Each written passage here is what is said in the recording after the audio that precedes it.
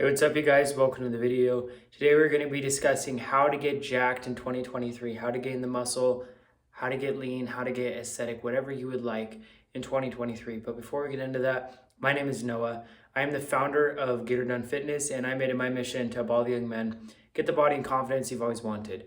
And I'm currently hosting a free video training where I'm showing you guys how to do exactly that. I'm showing you the exact copy-paste system that I learned and used in the past few years to gain 40 pounds that is going to help you to make the quickest, best, and easiest transformation possible, because I've been through all the ups and downs and trial and error so that you don't have to. I'm giving you the exact keys and principles that you need to follow to actually get the results you're looking for, not just some cookie cutter BS. Like, this is actually going to help you to get the results.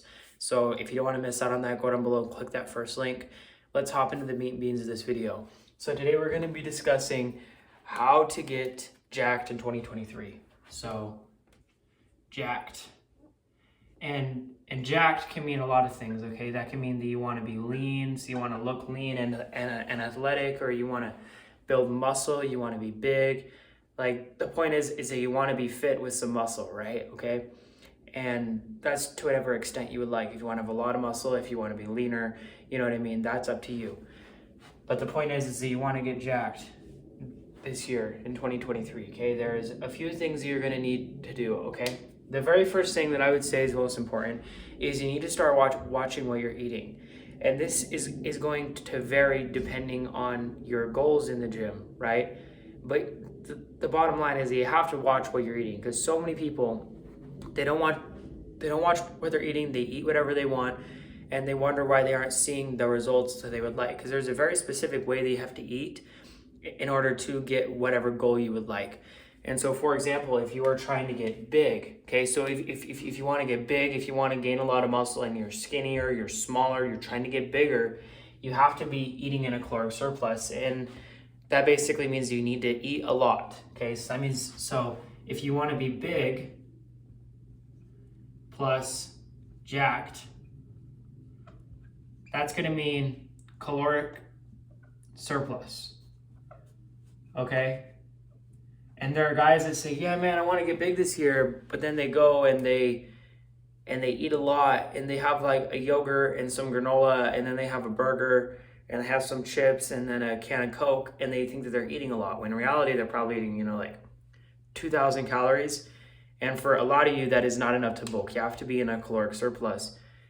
And that's how you have to be eating in order to gain weight, if that's what you are looking to do. If you are looking to get lean, so if you're overweight and a bigger guy, and you want to get lean, you want to show your physique off, more. If you just want to lose weight in general, you have to be, so let's just say shredded. If you want to get shredded plus jacked, you have to be in a caloric deficit. So that's the opposite of a caloric surplus. A caloric deficit is where you are consuming less calories than you're burning, right? So those extra calories that you're burning, so if you eat 2,000 calories, so let's say that you have 2,000 calories going into your system. Let's switch markers. So let's say you have, so here is you, okay, overweight, stomach. Okay, so you have 2,000 calories going into you, okay? If you have 2,000 calories going in, but you are burning, so this is a little fire, okay? So you're burning 3,000 calories. You burn all 2,000 in this, okay? So you burn 3,000, and in burning 3,000, you burn that 2,000, but then, so you've got that 2,000, and that leaves an extra 1,000 calories. Where is that 1,000 calories coming from? That 1,000 calories is coming from your stored body fat. And so therefore you are going to lose weight, okay? That's the simplest way to describe a caloric deficit, okay? Is that you are consuming less calories than you are burning. Those extra calories you are burning that aren't coming from the calories you're eating are going to come from your stored body fat. Therefore you are going to lose body fat, you're going to lose weight, you are going to get shredded, okay? And then if you are trying to just look athletic, if you're trying to look good, if you're trying to maintain your weight, this is going to mean that you need to be eating in, some sort of maintenance, right? So say that you're happy with where you're at, but you want to gain a little bit more muscle or lose a little bit more fat, it's probably going to mean a caloric maintenance, right? If you're kind of happy with where you're at, then you don't really have to change how you're eating. Go on a run and burn some extra calories, or like if you are happy with where you're at, but you want to gain a little bit more muscle and lose a little bit of body fat, that's called a recomposition. And that's very complicated to dive into in this video, where I'm trying to be very broad with it, right? So in short, a body recomposition is where you're in a caloric maintenance, and so you are, instead of using, so in a caloric surplus to gain muscle, gain weight, you're using the extra calories that you are not burning. So say that you eat 4,000 calories, but you burn 3,000, you have an extra 1,000 calories in your system. That 1,000 calories is going to be used to put on the muscle, okay? And then the reason why you're putting on that muscle is because you're training hard in the gym and recovering correctly, right? So the point is that to gain that muscle, you need those calories to come from somewhere. So what a body recomposition is where you would, instead of eating 4,000 calories and using that extra 1,000 on top of your 3,000 maintenance, instead of using that extra 1,000 to build the muscle, you're instead going to eat your maintenance, your 3,000, and then those extra calories to build the muscle are going to come from your stored body fat. And so in turn, you're going to lose weight, so you're going to lose body fat and gain muscle at the same time. It's called a body recomposition, okay? And a body recomposition is going to have a caloric maintenance. So those are the 3 ways that you are going to eat if you are looking to get jacked in 2023. And then on top of that too, you're going to, like for all of these, so for every single one of these, for here, here, and here, you need to be eating high protein, okay? I think this kind of goes without saying, because, you know, the more protein, the better, to a certain extent, obviously. But for high protein, I would say 1 gram per pound of body weight at least is going to be enough. So let's do 1 G per lb body weight. 1 gram per pound of body weight. And so that's super simple, super easy to do. If you weigh 150 pounds, you're going to eat 150 grams of protein. Okay, this is going to apply to every single one of these. You need to be eating high protein, whether you're trying to gain muscle, you're trying to get shredded, you're trying to lose weight, or you're trying to be in a body recomposition. You got to be eating enough protein, okay? So the next part to getting jacked in 2023 is going to be your training. So let's just do training. This marker kind of sucks. Training. So for your training is going to come down to a few things, okay? And this is regardless of what you're trying to do in the gym. If you're trying to lose weight, get shredded, do a body recomp, trying to gain muscle, this applies to every single one of those. You have to train the same in order to maintain or see more results or progress, okay? And so how you need to train is 1, you need to train with progressive overload. So I'll do PO for progressive overload. And so progressive overload is going to be where you are going in and you are doing more than you did the previous session or the previous week or the previous 2 weeks, okay?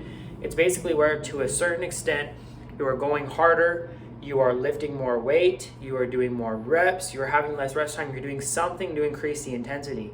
And then in doing so, and increasing the intensity every session, okay, so let's say this is your Monday session is right here, and then your Thursday session, then your next Monday session, okay, boom, boom.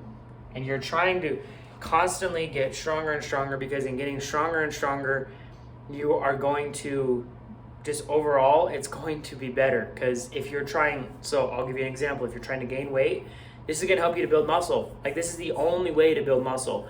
You have to be getting stronger in order to get bigger, because mass moves mass. So therefore, the stronger you are, the bigger you are. Okay, so you got to be getting stronger. And then if you're trying to lose weight and you want to look shredded, this is going to help you to build as much muscle as possible while losing that weight, to where you are going to look even better when you are shredded. Because if you're just shredded with no muscle, you just look like your average skinny guy. Like, sure, you might have been 100 pounds overweight and now you look shredded. That's good for you, but everyone's going to look at you and be like, well, it's just some skinny guy. They don't know. But if you have muscle, See, muscle is the one thing that separates you from everyone else, because muscle is the one thing that doesn't come by accident, or it's very hard for it to come by accident. If you have a lot of muscle, if you look jacked, people are going to notice. That isn't something that comes by accident, because you can be accidentally skinny. You can be accidentally fat. But if you accidentally have muscle, that's really difficult. So if you have muscle, it probably means that you worked very hard to put it on, and it's very noticeable, okay? It's going to help you socially in a lot of ways, in a lot of situations, job interviews, dates, just meeting new people. You just have a stronger presence that is going to come from you, because everyone can subconsciously or consciously think, wow, this guy, he takes care of himself. He knows what he's doing. He cares about his appearance. He's obviously an above average specimen, okay?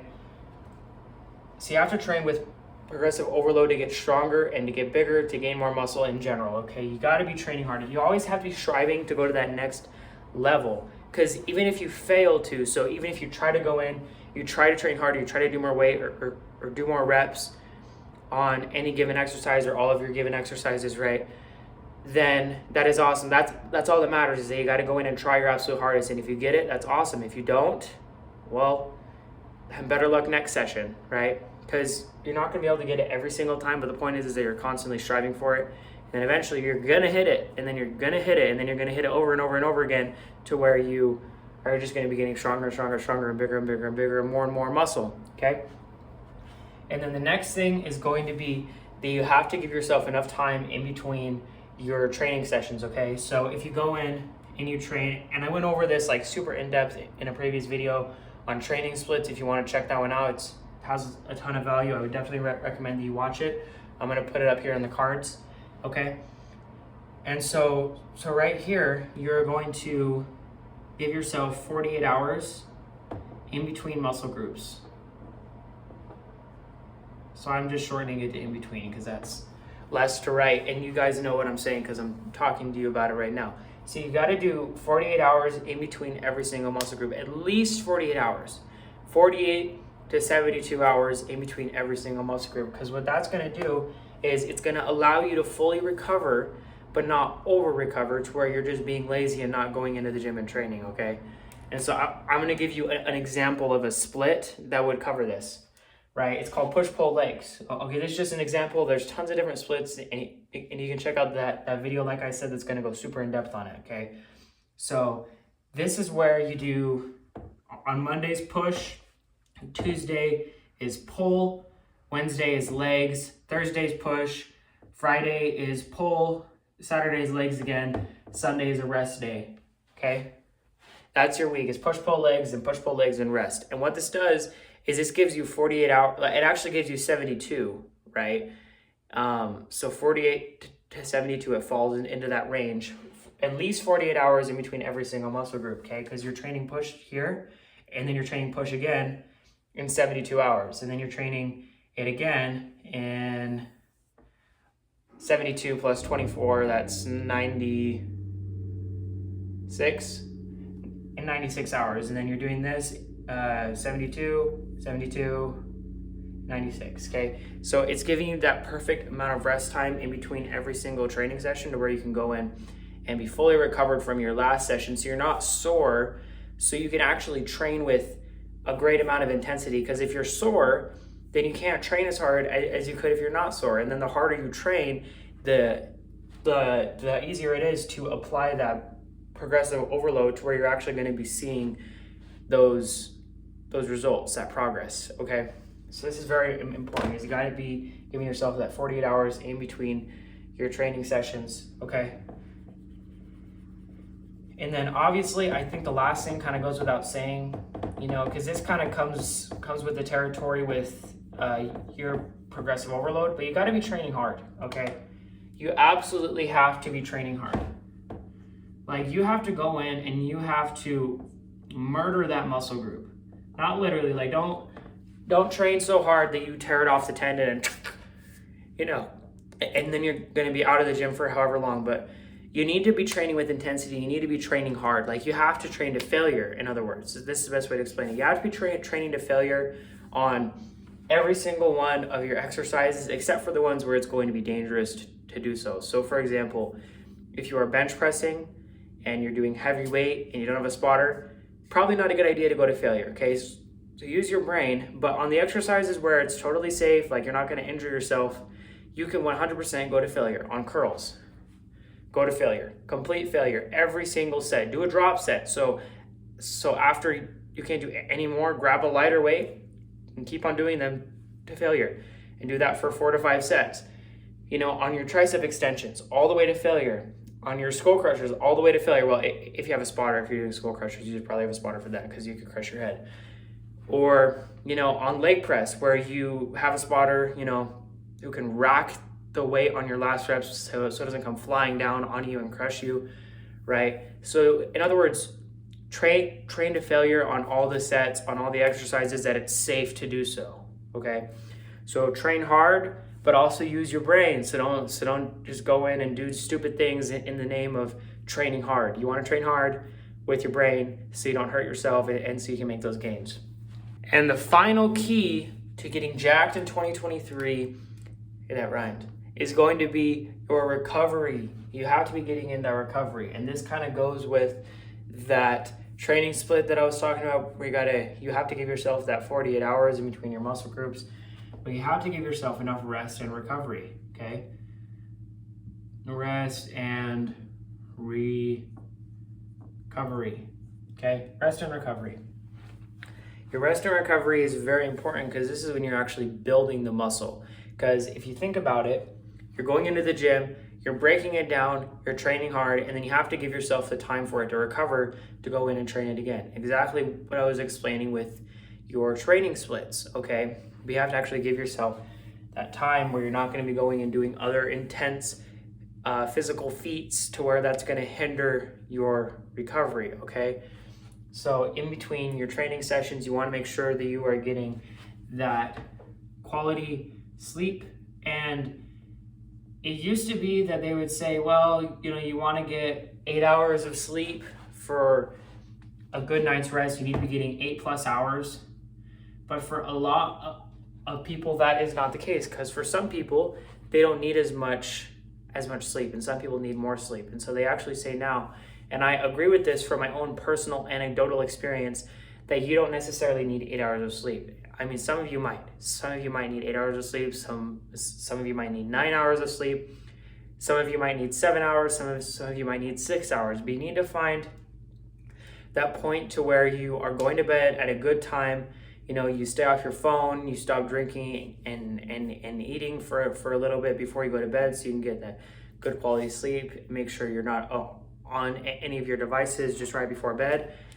And then you're gonna fall asleep, and then you're gonna wake up, and you're gonna wake up at a good time, right? So not too ridiculously early or too ridiculously late, to where you're gonna wake up and you're not gonna feel tired, right? You're gonna wake up and you're gonna feel, you know, a little bit tired at first because you just woke up, and then after that you're gonna feel energized, you're gonna feel good, and you're gonna feel like you actually got a good night's rest. You're not gonna be tossing and turning and waking up all night, right? And then you don't wanna be oversleeping to where, because when you oversleep, so when you wake up and then you think, oh, whatever, and you just lay down, and whether you fall back asleep or not is relevant. The point is that you already woke up. And if you would have woken up at that point and stayed awake, you would have had more energy. But because you lay back down, you're actually gonna have less energy. You're gonna be more tired when you wake up.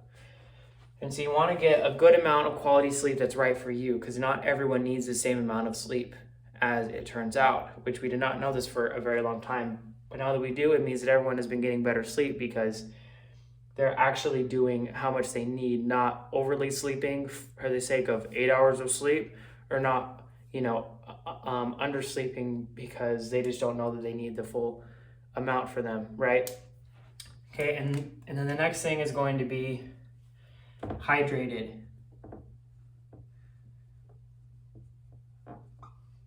This is so important. I cannot stress this enough. You have to stay hydrated.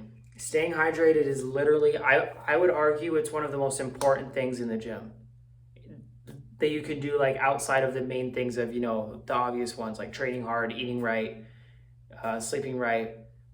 Like all those things. Like, this is the most overlooked thing in the gym, is you have to stay hydrated, because if you're not hydrated, you're not going to have as much energy, and you're not going to have the ability to train as hard, because you're going to just feel crappier because you don't have that water. Because your body is literally made up of what, like 70% water.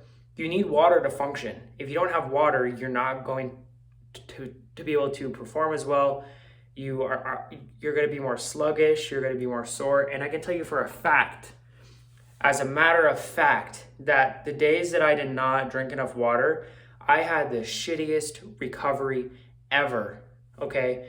Because if you're not able to get that water in, you just have so many more things go wrong. Like, I would get cramps in my legs, right? Like, have you ever had a hamstring cramp after you train legs the day prior, and then you're laying in bed and all of a sudden your hamstring starts cramping like a mother of you know what? I've had that happen, and on the days that I drink enough water, that kind of stuff does not happen. I don't get cramps, I don't feel as sore, I have more energy, therefore I can go in, train harder, apply that progressive overload, and actually get those results. Like, you got to stay hydrated. This is the most overlooked thing. Okay, that is going to wrap up this video.